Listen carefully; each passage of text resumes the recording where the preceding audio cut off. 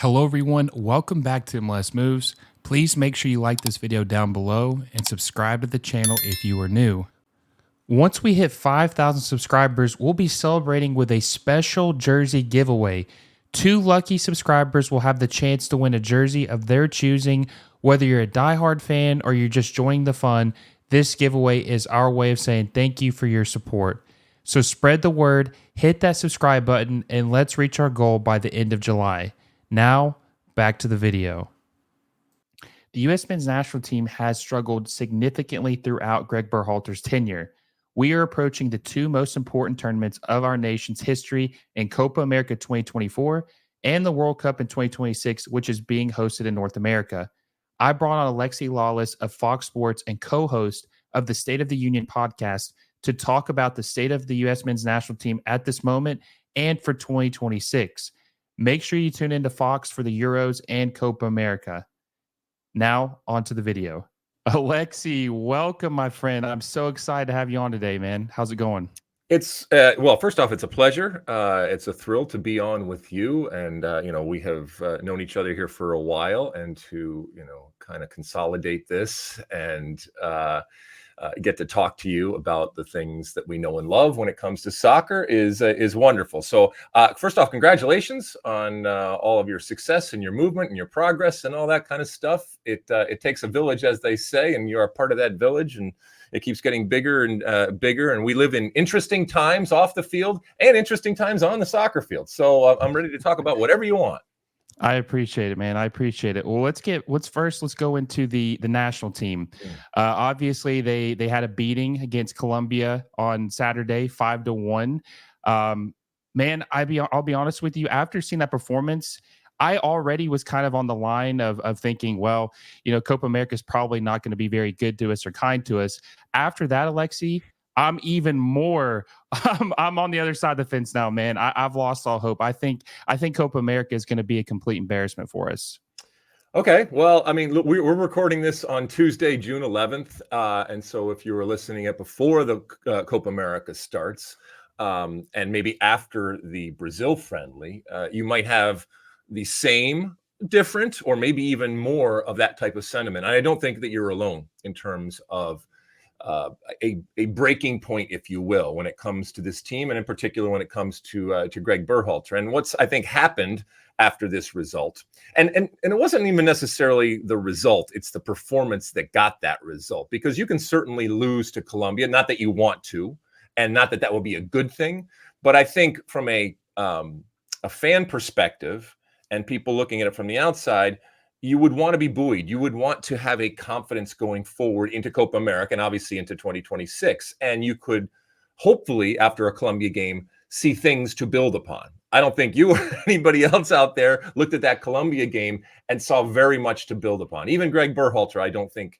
as positive at times as he can be, I don't think that he can look at that. And we're not being cynical when we talk about it. It's the reality of it was, arguably one of the worst days and worst performances in Gregg Berhalter's tenure.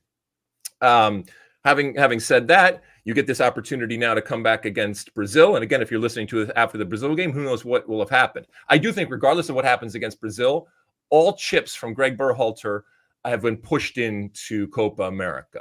And if and when it goes south, and to your point, there's a lot of people that believe that it is going to not be a successful Copa America. I think there are absolutely legitimate calls for a change, because 2026 is the most important thing. And if at any point you feel like, from a Matt Crocker and a U.S. Soccer Federation standpoint, that it is not heading in the right direction and it is in jeopardy of putting your best foot forward come 2026, then you got to make a change. Yeah, and Colombia on paper is supposed to be, I think, the 4th best team in South America, and they blew the doors off of us. Obviously, I'd have Argentina, Brazil, and Uruguay ahead of them. We played, like you said, if people are watching this after the Brazil match, God help us, whatever happens in that match, right? But I think Brazil's going to do the same thing. They're just going to have their way with us because they're a better team. They're more stacked. They got better depth than Colombia. And yeah, I mean, I don't know many fans, Alexi, who even wanted to give Gregg Berhalter an opportunity to coach us through this next cycle, because honestly, I think a lot of people felt his previous cycle was underwhelming. I saw a statistic of him. He has 5 wins, 6 losses, and 7 draws against top 20 ranked teams in FIFA. I mean, that's just not going to get the job done, man. I mean, you have to have a coach who is able to win the big games. I mean, obviously he's not going to win every big game. That no coach does that. But you got to have a coach that's able to win, a good portion of the big games, because like you said, we'll get into that in a little bit later, but 2026 is the most important year for soccer in this country. Yeah, and he doesn't have a signature type of game. And so people ask, obviously, again, we're recording this before the U.S. plays Brazil. Somebody on X earlier today asked me, "Can the U.S. beat Brazil?" I said, "Well, the U.S. has beaten the Brazil men's team in the past, so it certainly can happen." But given what you saw in Colombia, it doesn't give you a lot of hope for this game against Brazil. And everything has to go right. And what was, I think, most disappointing to me was the naivete all throughout that field. And this romantic notion that I thought we had kind of done away with in the past when it comes to Gregg Berhalter and his team, where they just kept going right back to the well and finding it empty, and it didn't deter them in the least. And look, I know playing out of the back sometimes gets a bad rap. It's not that you can't play out of the back. It's that in this situation with a U.S. team, you have to pick and choose your moments. You do not have the skill, especially when it comes to the back, to be able to do it in the way that elite teams do. It doesn't mean you can't be elite, but what I saw was a Colombia team that looked around and said, "These stupid Americans, they keep giving us the ball, and it's predictable, it's consistent, and if they're going to give us these gifts, fine, we're going to take them, and we're good enough to make them pay." And it was strange that being pragmatic it's almost become a pejorative. And yet I was begging for this team to be a little bit more pragmatic in these moments. And maybe that's not romantic in the way that I'm thinking about it, but that's what it needed at that point. And these are no longer boys. Yes, we have seen this generation grow, but these are no longer boys. These are young men, and these are in many cases young men that are playing at some of the best teams and leagues in the world. And while Gregg Berhalter, as the coach, as the manager, always is going to get a fair share of responsibility, I can't think of a sport out there that is more player focused and player driven. That whistle blows, and it doesn't matter what your manager or coach is saying. And I do think at times when I hear people talk about, he's shackling this team and he's not letting them play what they want to play. That's BS. Players play the way that they want to play when that whistle blows. And so I do think the onus, and I do think a lot of the responsibility and the blame and the criticism also has to go to these players who did not live up to what I think they are capable of. Do you think that Gregg has trouble? I know, I get what you're saying about that when they're on the pitch, it's on the players at that point. But do you think that Gregg has trouble controlling what these players, or maybe not control, but just motivating them to their full potential? Like the joke is that he has no aura, right? That he's kind of bland, he's milk toast. Do you think that kind of carries over to the players having an unexciting manager? I mean, don't you want a guy who will lay into you or kind of fires you up? Obviously one guy that I always think about, now he's controversial and he didn't have the best results, but El Piojo, when he was the Mexican national team manager, you see him on the sideline screaming, getting his players fired up. I mean, do you think something like that can affect the players when you have a guy who's just kind of, bland? Yeah, I mean, well, you can't have it both ways, right? Because Carlo Ancelotti is as bland as they come, okay? But his aura is being bland. His aura is almost seeming to be above it all, right? And so ultimately comes down to winning. If you're winning, it's like, fungus on your shower shoes. It's cool when you're winning and you're good, and when you're not, it's a problem. So I get what you're saying. I think you mentioned a really key word, and that is motivating.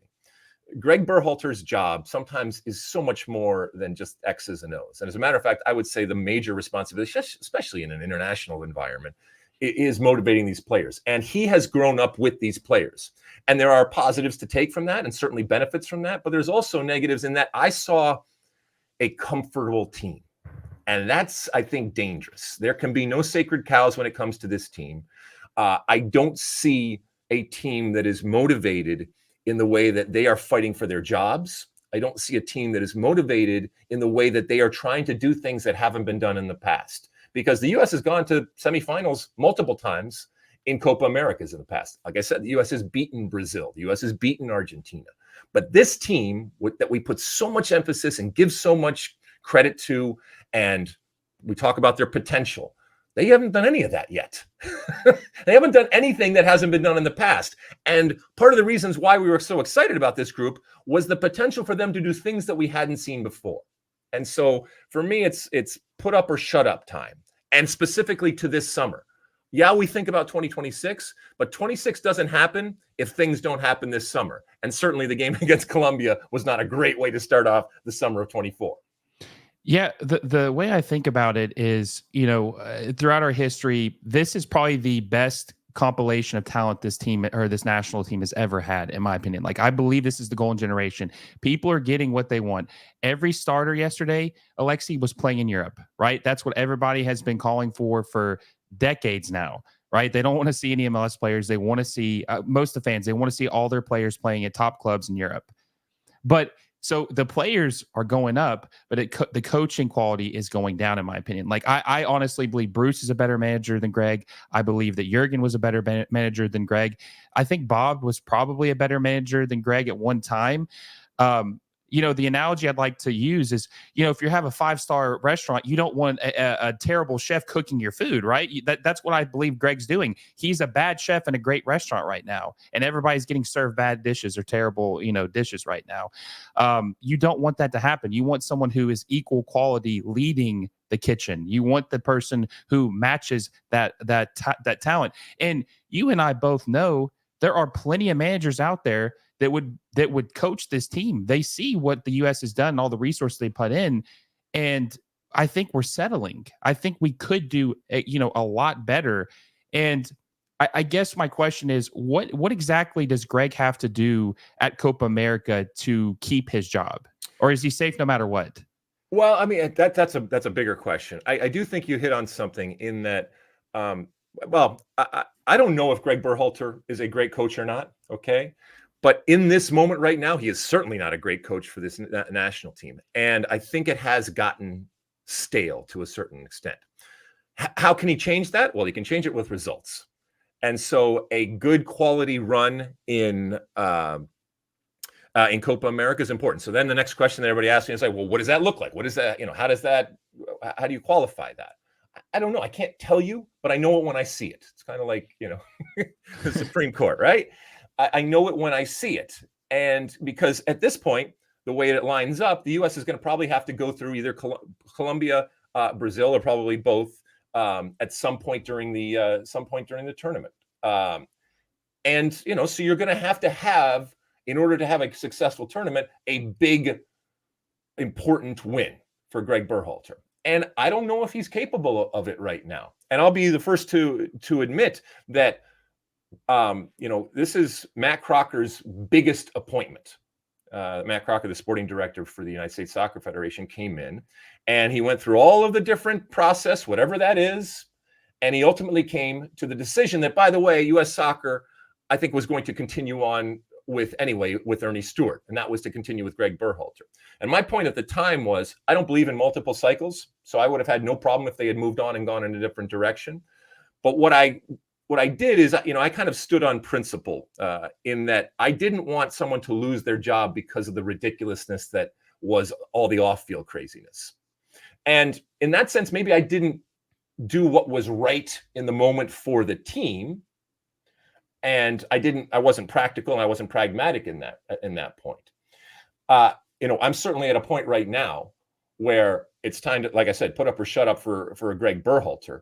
And he has to have a good quality Copa America. I don't think for someone like you and many people out there, it doesn't matter what happens in Copa America. You still don't think he's the right person. And I'm not going to change your mind, and nobody's going to change your mind. But it's still ultimately, from a coaching perspective, as it always is, about results. And so his ability to get results and his ability, and I think you tapped into it, to maximize this group and this generation that is so talented and is so deep. But again, I think you're taking the responsibility oftentimes off of the players and just putting it on the coach. And there are certainly, as I said, moments to do so. And this may be one of those moments where it is about the coach, but it is also about the players. And it always has been.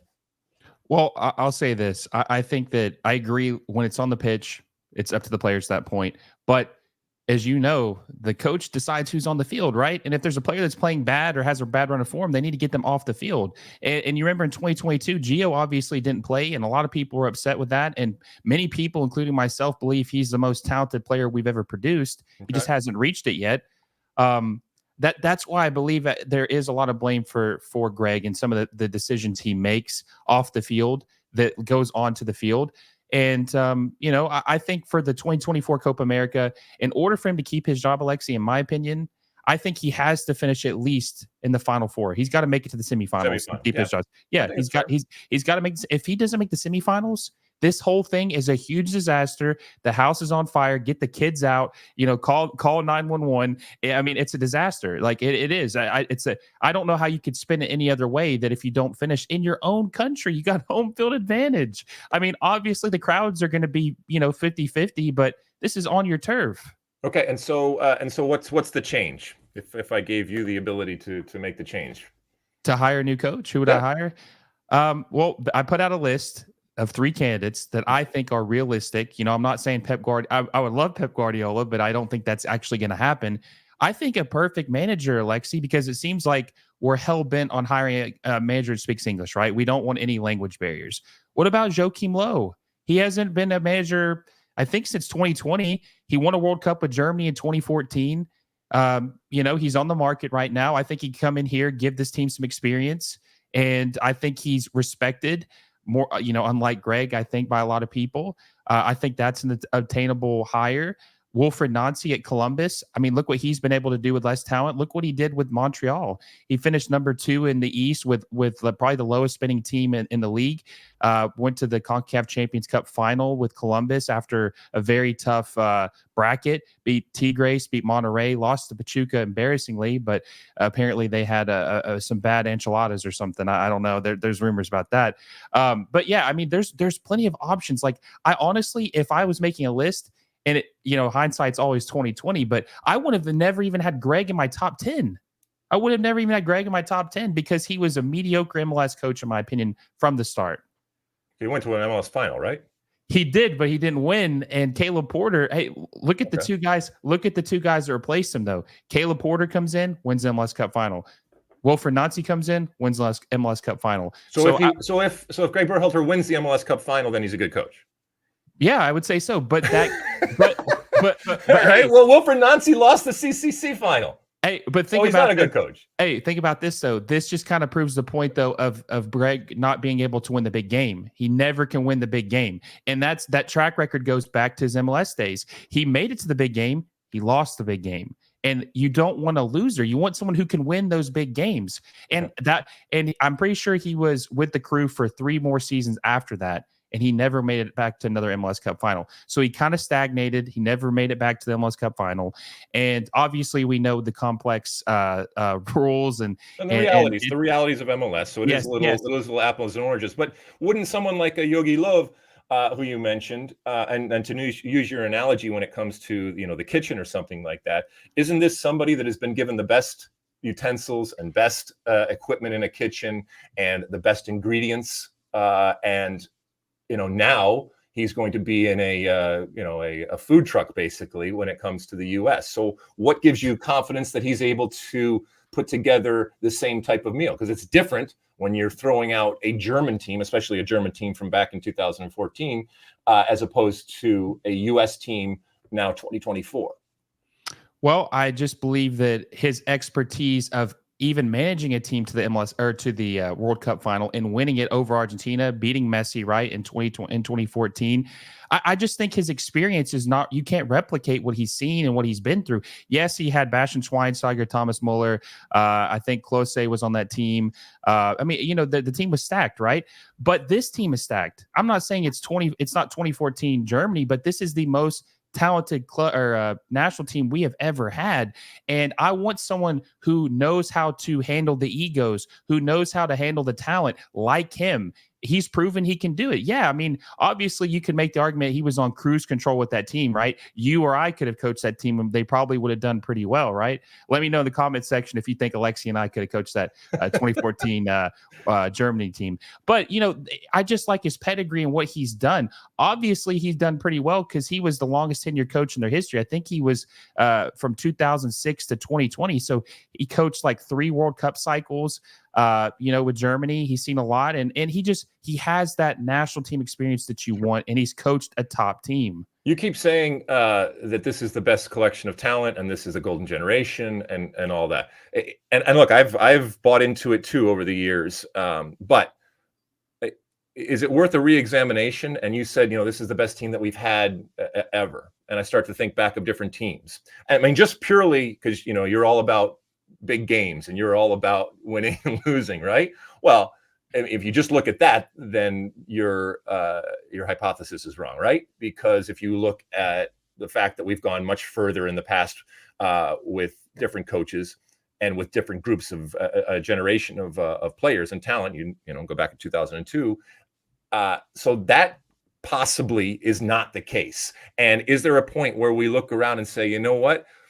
We may have to re-examine our priorities. We may have to re-examine the way that we are looking at this team and this generation. And the famous movie, As Good as It Gets. Like, is this as good as it gets? And if it is it really the best that we've ever seen? Or are we just being delusional in thinking that this team and this group can do things that haven't been done in the past? Well, I don't want to be disrespectful because I believe we have had a lot of talented players that were undervalued in their time, right? Like you said, the 2002 World Cup team. I even think the 2014 World Cup team was pretty good. But think about the 2014 World Cup, and we'll kind of shift more into like the 2026 picture. The 2014 World Cup team on paper, Alexi, was not a very talented team. There was some good players, like Matt Beasler was starting at center back, right? I think Matt Beasler was a decent, center back, very good center back for MLS standards, right? But look what we have now. He wouldn't even be probably top 5 on this team right now. He wouldn't be top 5. Why? You don't think he's as good as Chris Richards? I don't think he is. Okay. Well, I don't. But if Chris Richards was playing in the exact same player and was playing in Dallas or playing in San Jose or something like that, I don't think you would even compare the two. Well, I think you're being blinded by Europe. Listen, I understand what you're saying with that, but I believe that if you're playing like he's playing at Crystal Palace, right? He's in the Premier League. Mm-hmm. I do believe that form matters more than club. I do believe that. If you are in good form in Major League Soccer and you have a player who's in the Premier League and they're in terrible form, you shouldn't just take that player because they're playing in a better league. And I think that's why Walker Zimmerman was a staple of this team for so many years until he kind of his career's kind of gotten derailed the last few seasons with some injuries and unfortunate events.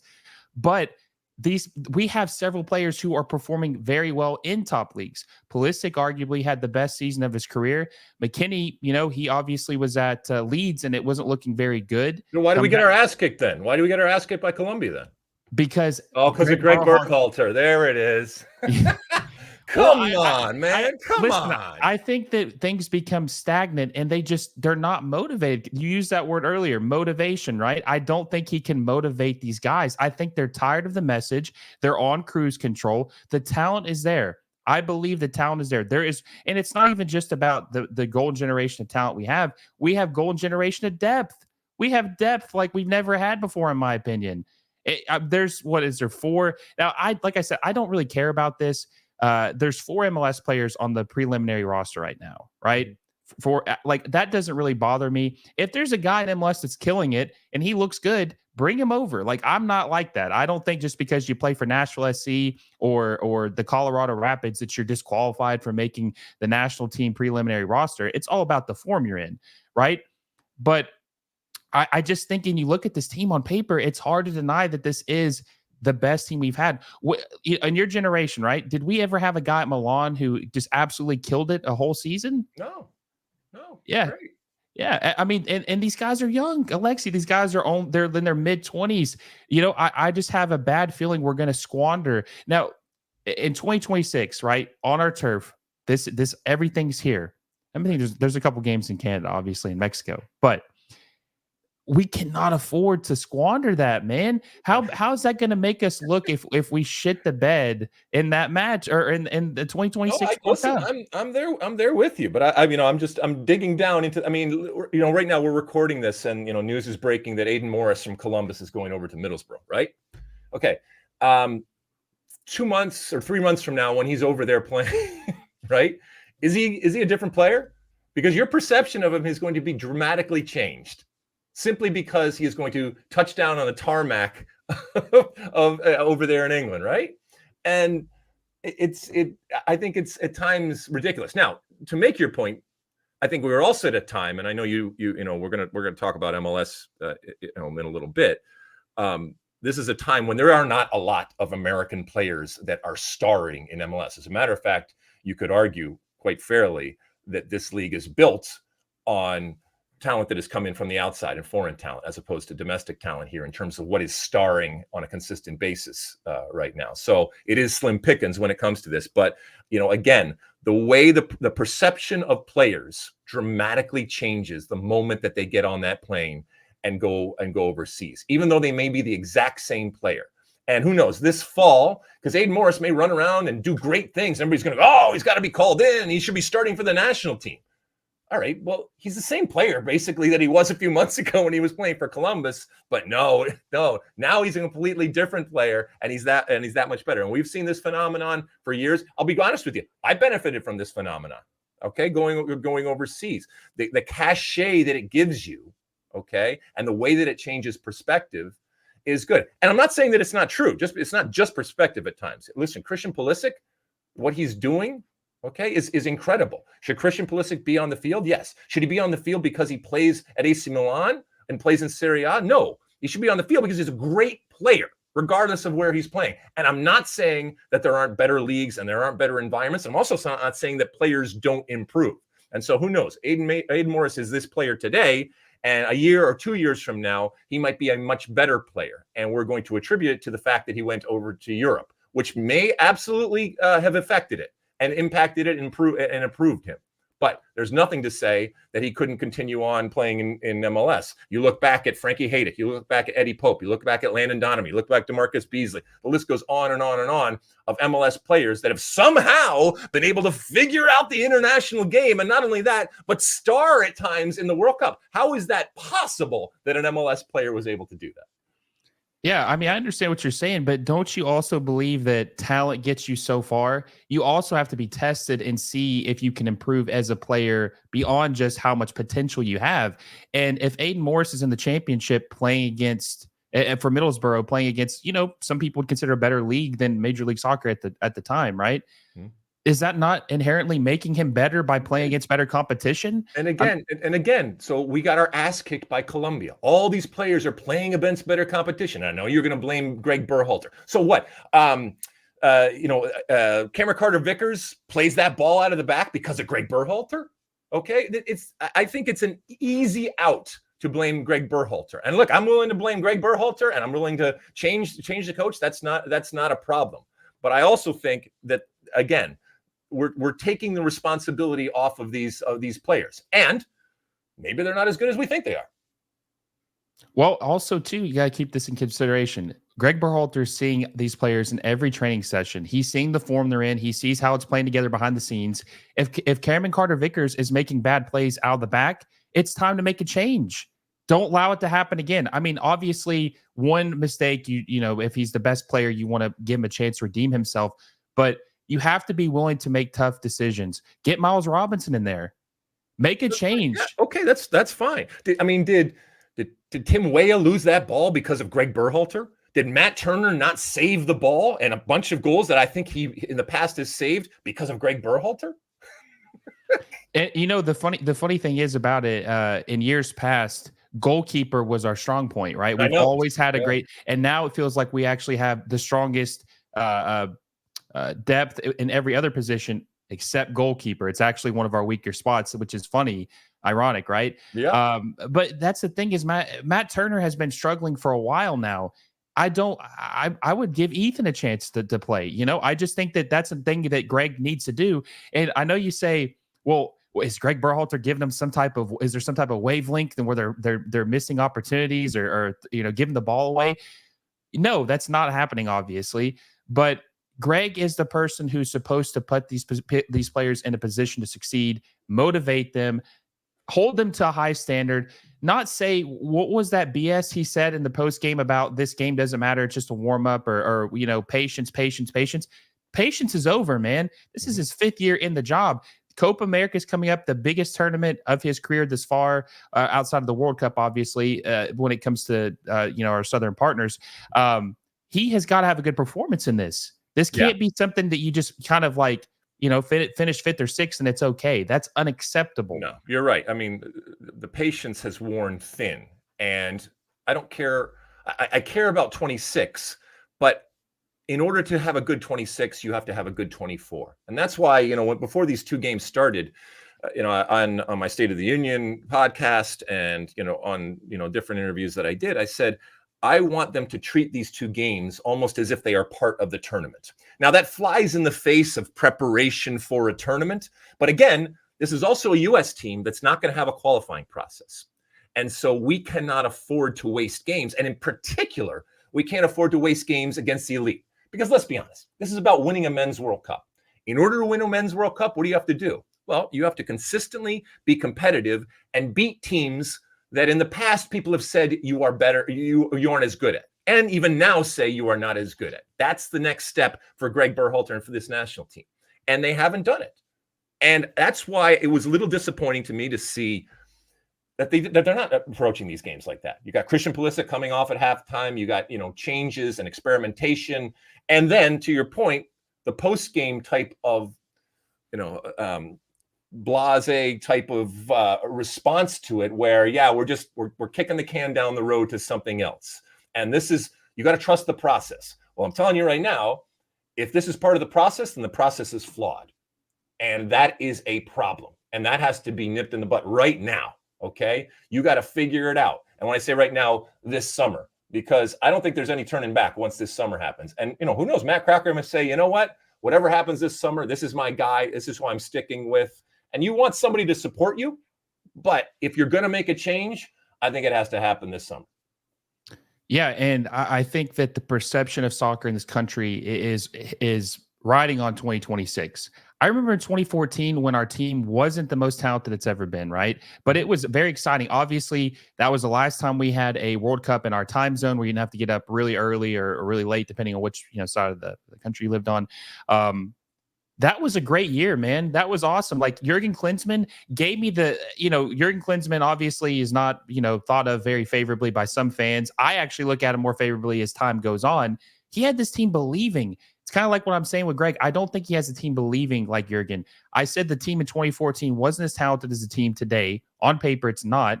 Yet we were overperforming and we were beating big clubs. And you hear people like, I remember Wayne Rooney talking about, I think that country, this was back in 2014. Obviously, there's been some stuff in between that maybe people don't put much stock in what he says. At the time, he was a top player in the world.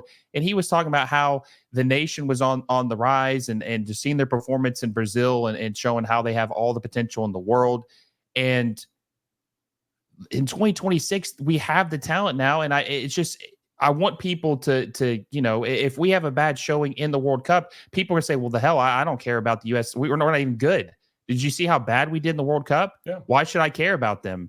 They're not worth watching. Yeah. I mean, it's a huge responsibility, but it's also a huge opportunity. I mean, look, I'm sitting here today because of a World Cup. It changes everything. It changes perception. It changes people's lives individually. It changed the sport.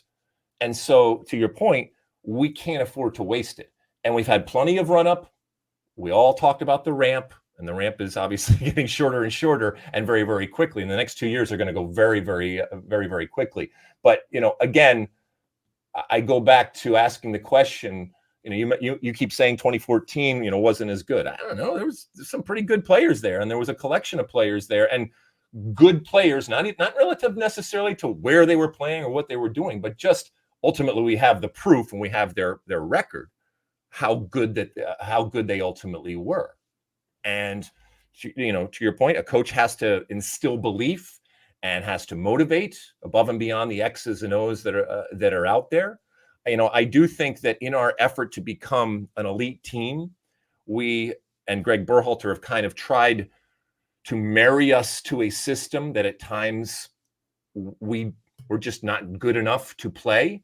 And that's not just him. I think the whole soccer world has become enamored of playing out of the back and risking, even when they don't have the players to be able to do it, because God forbid you hit a long ball, or God forbid you hit a ball in the air or anything like that, because that's regressive and that's caveman-like type of approach. But I think sometimes in our desire to be looked at as progressive and forward thinking, we discount some of the quality that has existed in our past. So I'll leave you with this final question when it comes to the national team. Mm-hmm. Do you believe that Jesus Ferreira is still better than Ballo? I have no problem with Jesus Ferreira. Yeah. Is he better than Ballo? At this point, what has Ballo done? I mean, he was the this angel that had descended to us, and to be fair to him and anybody that plays that position, because it has been so wide open and just a complete dearth of strikers, we're dying for a savior. And so when he came down from the heavens and was given to us, we were like, finally. And yet he's a good player. I don't think he's any better or worse than anything that we've seen over the last couple of years. And that's a problem for this national team. And I'm doing my research now as we get ready to do Copa America and Euros. And inevitably you will come across teams, and part of the word about this team is, well, they don't have a real striker. So we're not alone. It is the hardest thing to do is put the ball in the back of the net, right? And so the people that do it are the most valuable. And there's plenty of national teams out there that either they've just never had one, or are going through a generation where none has arisen, that are dying for a striker. And this U.S. team is dying for a striker, somebody that can consistently do it. And I'm sorry, but so far, and he's been given every benefit of the doubt and every opportunity, Balogun is good, but he's not great in the way that we thought him to be. That might change going forward, but that the Jesus Ferreira hate out there. I will, as the kids say, I don't even know if they say it anymore. I'll stand for Jesus Ferreira. Stand on it, yeah, I remember, stand like Eminem stand. I think I got you.